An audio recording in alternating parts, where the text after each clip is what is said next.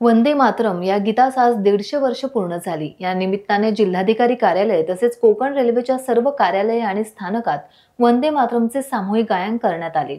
जिल्हाधिकारी कार्यालयात जिल्हाधिकारी मनोज जिंदल, अप्पर जिल्हाधिकारी भाऊसाहेब गलांडे, निवासी उपजिल्हाधिकारी चंद्रकांत सूर्यवंशी, उपजिल्हा निवडणूक अधिकारी राहुल गायकवाड यांच्यासह विविध शाखेचे अधिकारी आणि कर्मचारी उपस्थित होते।